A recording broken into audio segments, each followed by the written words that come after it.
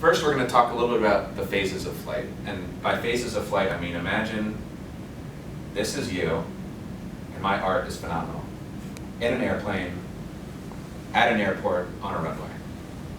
You take off, you go somewhere, you land, and you're back at the other runway.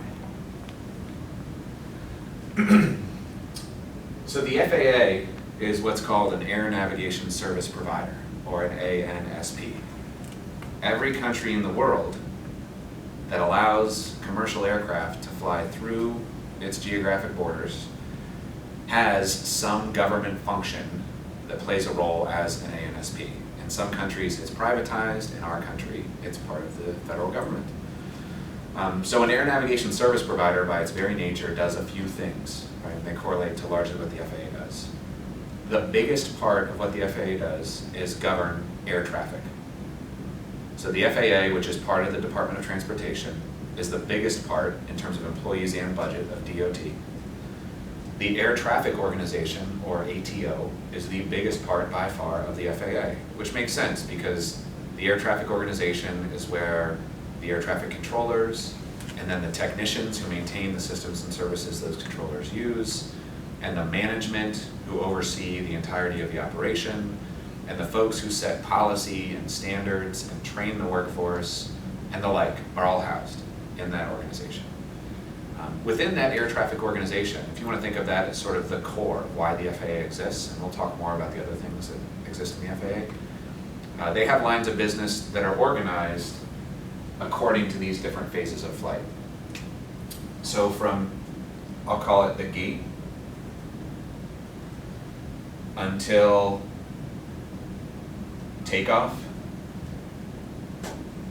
you are within the domain of what's called the surface organization, which the name is fairly self-explanatory. In many ways, you, as a member of the flying public, have some shared ownership between the local municipality that the airport resides in, the airline itself, and the FAA between the gate until you hit that point at the end of the runway and you're done waiting and the delays are finished and the airplane pauses for a moment right before you take off. At some point on that line, in that pause, that's where the FAA actually is taking total control of everything that happens from that point until you reach your destination. So the surface, in the surface environment, you have a workforce that sometimes works at airports. There are air traffic controller facilities, either for the controllers who are in the towers at the airport, or they have facilities that are often co-located with the airport or nearby called radar approach controls, or TRACONs. And those controllers also have management, and you have sort of back office folks and planners and the like, and they all operate within this function. Another huge part of the FAA organization, and still staying within this air traffic organization, is what's called the PMO, or the Program Management Organization. The PMO is where the vast majority of our work resides today and has resided for probably the past 4 years. The PMO really serves two key functions. They take the requirements that you could think of them as either business owners or operators, folks like the individuals who work in the surface domain, and we'll talk through the others, have, and they turn those requirements into a contract so the FAA can build, buy, lease, etc., the systems and services that go into what the FAA needs to operate the National Airspace System, or the NAS. So in the surface community, for instance, the types of systems they tend to use deal with things like queuing theory and taking data in from a national perspective so that when the airlines are filing all of their flight plans, they have a sense of all of these flights, if this is an airport, that are converging, right, over time so that they can land efficiently. And as they start to take off, if you think within that airport, there are lots of runways, like tree branches.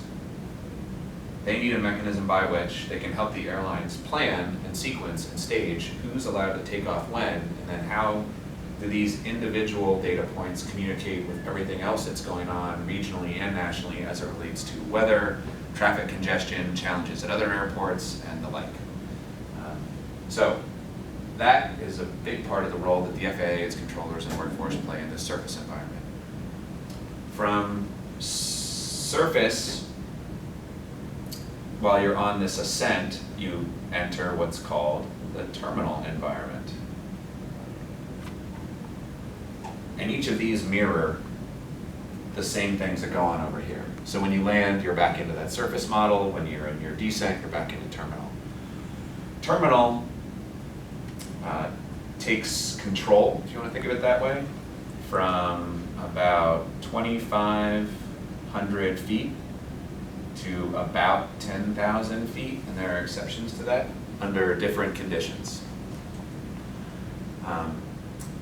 Controllers in the terminal organization work in the tower at the airport and at those other buildings that I described, the radar approach controls, or TRACONs. There are over 150 TRACONs all across the country. As you might expect, given the relationship with how the operation of a single flight unfolds, most TRACONs are really close to airports. What I'll call a big TRACON, meaning more controllers work there, it handles more air traffic, more flights flow through its airspace. The big ones are co-located with the big airports because that's where most of the congestion is.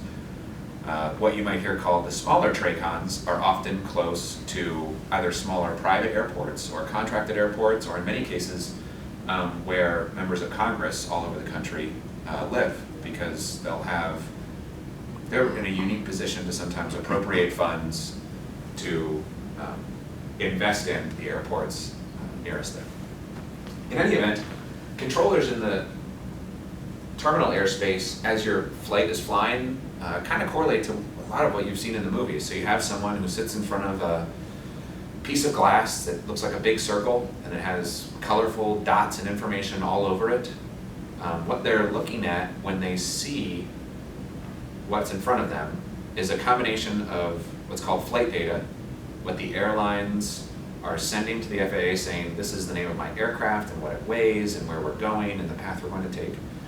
And then some combination of radar and more recently GPS-like data that's telling the controller this is where the airplane actually is, and helps them make choices based on that information and everything else that's going on in their airspace around where they should go.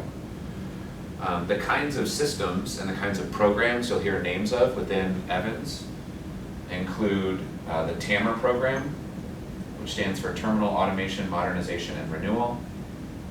TAMR is focused on taking a system called STARS, the Standard Terminal Automation, Modernizations, and Renewal System, STARS, Automation Renewal System. And it's replacing a different system called CARTS, the Common Automation Radar Terminal System. Understanding the details of what the differences between these systems are is not that relevant. The important thing to remember is we do a lot of work with the TAMR program, whose primary goal is to create a single, what's called automation system for all the controllers in the terminal environment to use all across the country. In your one-on-ones, either with me or those who support the TAMR program later, we can talk more about why are there two systems and how did the FAA get to a place where they had two systems and all those other pieces. In contrast, or I should say similarly, just as TAMR and these programs support the terminal environment, in the surface environment, we have teams that support the what's called TFDM program, Terminal Flight Data Manager. And though it has a surface component, the surface community is not so much their primary user base. We have individuals who support time-based flow management, TBFM, and the traffic flow management system, TFMS. I'll talk more when we talk about the FAA's sort of organizational structure across the country, how these systems touch not only individual airports, but really the collection of all the airports all across the country, plus all the air traffic flying in the air at any given time, to do kind of a more strategic planning type function that still leverages decision theory and queuing theory and route optimization and all those other kinds of considerations. So back to the basics. Taking off, you're in terminal, you're up to 10,000 feet, In reality, as you climb to 10,000 feet, you've probably been handed off at this point between 5 to 10 controllers who are probably spread across 3 to 4 facilities. And when you hit high altitude and cruise, you enter what's called the en route airspace. So en route is 10,000 plus. Sometimes you'll hear the phrase within the FAA en route and oceanic, which, as the name would suggest, simply connotes that as you fly outside of the continental US and over the oceans, the FAA has some systems that govern not just the components of the ocean airspace that they control, but also the interaction between the United States oceanic airspace and the international community oceanic airspace. And we'll talk more about how that works.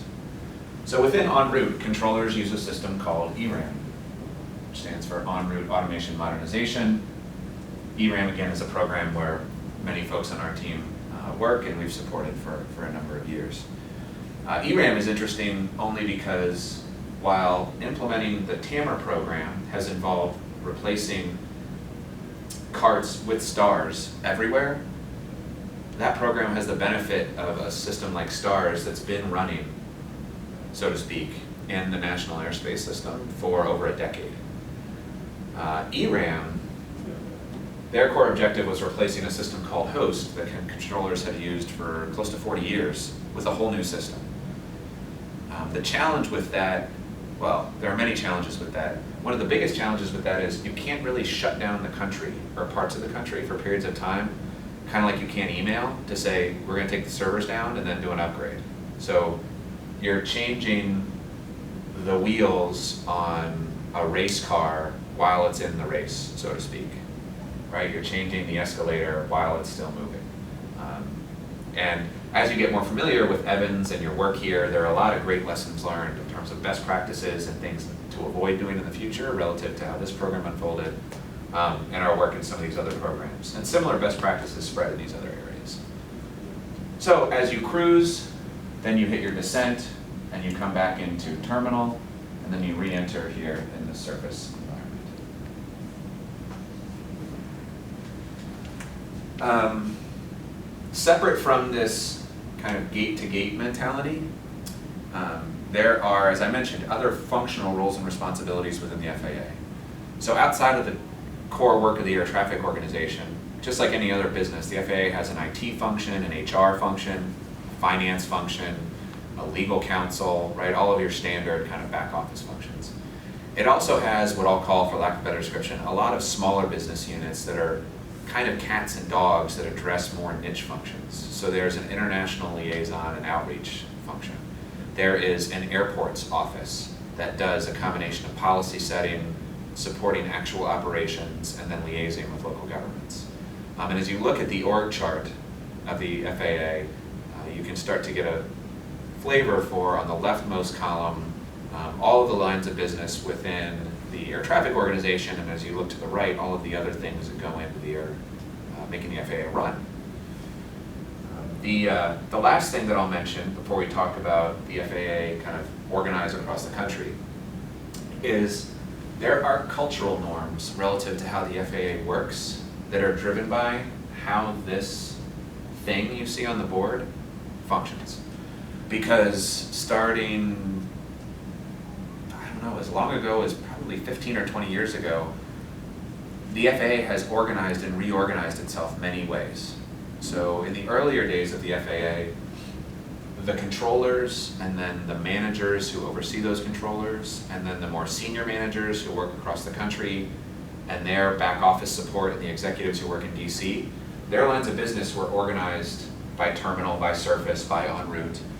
And then the folks who do what I described as the PMO, the Program Management Organization, so the people who would build or buy systems or help implement programs that controllers or the flying public or others could use, those organizational units were co-located with these lines of business. So you had a surface air traffic component, and then you had a surface, what I'll call program operations component. The value of that org model is you have a lot of expertise for the people who kind of build the systems you need, who are working for the same boss, think of it that way, as the controllers who use those systems.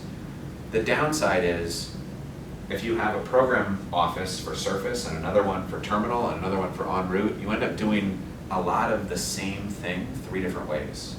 So if you think of program management as a discipline, risk management, stakeholder management, communications management, and requirements management, it's much harder to introduce enterprise standards, and certainly harder to realize or benefit from any economies of scale across those different areas. So over time, people had the idea that let's create a centralized PMO. And we'll talk more about this later, and then as the FAA embarked on its next-gen initiative and tried to invest $25+ billion into modernizing everything that's in the National Airspace System over multiple decades, that centralization created an opportunity to improve integration across the lines of business, to get those standards, to create economies of scale. The challenge is it creates a separation effect of sorts between a line of business that's focused on implementing stuff, and then a whole class of people who use the stuff and operate the stuff.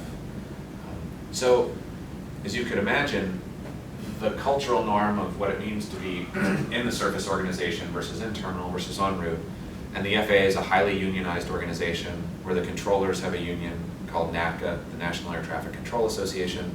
The technicians have a union called PASS, the Professional Aviation Safety Specialists Organization.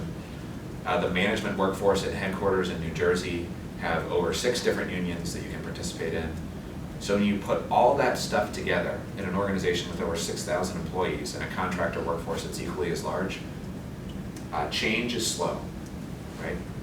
Success and the definition of success and the measures of what it means to do this stuff well is just very different in an organization of that size with that many factors in play than it might be in other places you've worked before.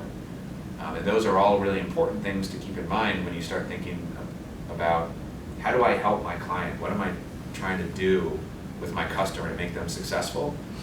You have to really consider all of those exogenous factors that go into the entirety of the FAA's business system because they all play a role and they all influence it.